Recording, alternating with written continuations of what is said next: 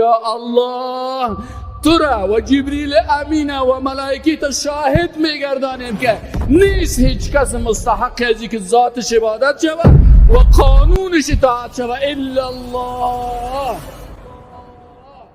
بغیر از الله.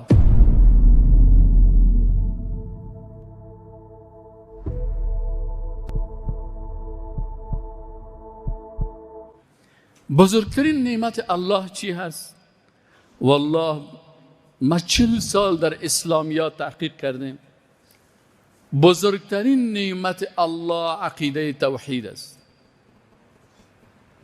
بزرگترین نعمت الله که سعادت دنیا و آخرت نصیب انسان میکنه کلمه توحید است که لا اله الا الله.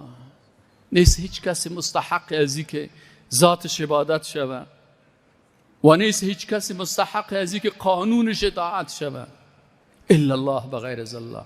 والله اگر این کلمه را کس درست بفهمه، به معنای ازی درست بفهمه، به هیچ قانون تسلیم نمیشه. بسیاری کسانی کلمه را معنایش نمیفهمه. اگر معنای زیر کلمه را بفهمی هیچ وقت تو سوسیالیست شده نمیتونی. چرا؟ سوسیالیست قانون مخلوق است، کمونیسم قانون مخلوق است، دموکراسی قانون مخلوق است. فلاسفه که ارسطو و سقراط و دیگه فلاسفه که هستن اندیشه های از یا کلش اندیشه های مخلوق است.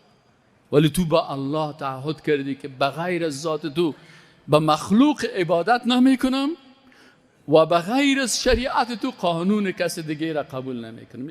اینمی هست مسلمان سچه پاک خوب.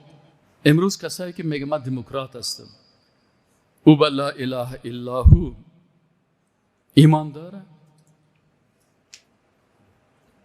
رسول الله صلی الله علیه و چی میگه؟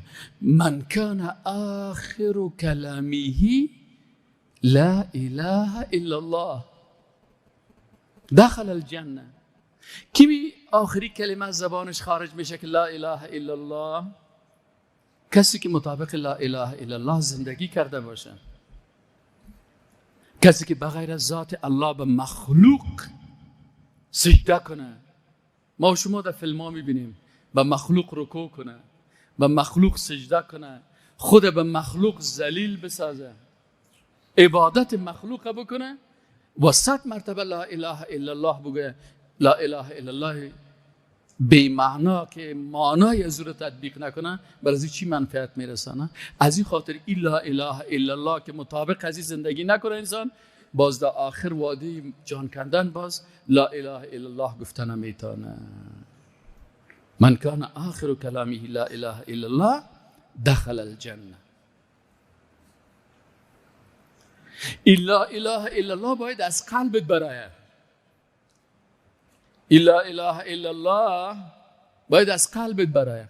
از این خاطر کسایی که موسیقی میشنون در آخر عمر در لا اله الا الله گفتنشان بسیار مشکلات پیدا میشه. یک دکتر قلبی میگه ما خود دکتر هستیم، از نگاه طبی میگه پیش ما مریضا را میوردن.